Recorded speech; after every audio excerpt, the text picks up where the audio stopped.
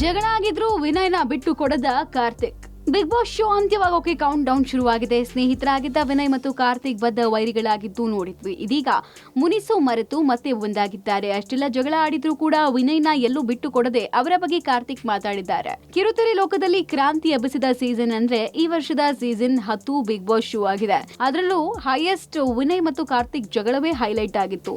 ಇಬ್ರು ಸಾಕಷ್ಟು ಬಾರಿ ಕೈ ಮಿಲಾಯಿಸುವ ಹಂತಕ್ಕೂ ಹೋಗಿದ್ದಿದೆ. ಹೀಗಿರ್ಬೇಕಾದ್ರೆ ಬಿಗ್ ಬಾಸ್ ಮನೆಯ ಹಳೆಯ ದಿನಗಳನ್ನ ಸ್ಮರಿಸ್ತಾ ವಿನಯ್ ಬಗ್ಗೆ ಕಾರ್ತಿಕ್ ಮಾತಾಡಿದ್ದಾರೆ. ಅದಕ್ಕೆ ಕಾರಣ ಆಗಿರುವುದು ವಾಲ್ ಆಫ್ ಮೆಮೊರಿ ಪ್ರಕ್ರಿಯೆ.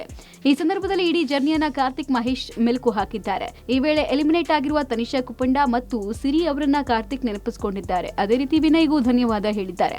ಬಿಗ್ ಬಾಸ್ ಮನೆಯಲ್ಲಿ ಅಕ್ಕಪಕ್ಕ ಆಡೋದಕ್ಕಿಂತ ಎದುರು ಬದುರು ಆಡಬೇಕು ಅಂತಾನೆ ಇಬ್ಬರು ನಿರ್ಧರಿಸಿದ್ವಿ. ವಿನಯ್ ಇಲ್ಲ ಅಂದ್ರೆ ಈ ಜರ್ನಿ ಕಂಪ್ಲೀಟ್ ಆಗಲ್ಲ ಅಂತ ಕಾರ್ತಿಕ್ ಮಾತಾಡಿದ್ರು. ವಿನಯ್ ಅಗ್ರೆಸಿವ್ ಆಗಿದ್ದಕ್ಕೆ ನನ್ನೊಳಗಿನ ತಾಳ್ಮೆ ನನಗೆ ತಿಳಿದಿದ್ದು ಅಂತ ಮಾತಾಡಿದ್ದಾರೆ. ಇಷ್ಟೆಲ್ಲ ಜಗಳ ಆದ್ರೂ ಕೂಡ ಇಂದಿಗೂ ಜೊತೆಗೆ ನಿಂತಿದ್ದೀವಿ. ಅದಕ್ಕೆ ನಮ್ಮ ಆ ಫೋಟೋನೇ ಸಾಕ್ಷಿ ಅಂತ ಕಾರ್ತಿಕ್ ಹೇಳಿದ್ದಾರೆ. ಬಳಿಕ ತನಿಷಾಗೆ ನಾನು ನಾಮಿನೇಟ್ ಮಾಡಿದೆ. ಆದ್ರೆ ತನಿಷಾ ಎಂದು ನನ್ನನ್ನು ನಾಮಿನೇಟ್ ಮಾಡಲಿಲ್ಲ, ಬಿಟ್ಟು ಕೊಡ್ಲಿಲ್ಲ. ತನಿಷಾ ವಿಷಯದಲ್ಲಿ ನಾನು ಮಾಡಿದ್ದು ತಪ್ಪು, ನಾನು ತೆಗೆದುಕೊಂಡ ಕೆಟ್ಟ ನಿರ್ಧಾರ ಅಂತ ಮಾತಾಡಿದ್ರು. ವಿನಯ್ ಕೂಡ ಕಾರ್ತಿಕ್ ಜರ್ನಿ ಫೋಟೋ ನೋಡಿ ಮೆಚ್ಚುಗೆ ಸೂಚಿಸಿದ್ದಾರೆ. 100ಕ್ಕೂ ಹೆಚ್ಚು ದಿನ ಕಳೆದು ಒಳ್ಳೆ ಮೆಮೊರಿ ಕ್ರಿಯೇಟ್ ಮಾಡಿದ್ದಕ್ಕೆ ವಿನಯ್ ಶ್ಲಾಘಿಸಿದ್ದಾರೆ. ಸಹ ಸ್ಪರ್ಧಿಗಳು ಎದ್ದು ನಿಂತು ಕಾರ್ತಿಕ್ ಜರ್ನಿಗೆ ಬೆನ್ನು ತಟ್ಟಿದ್ದಾರೆ.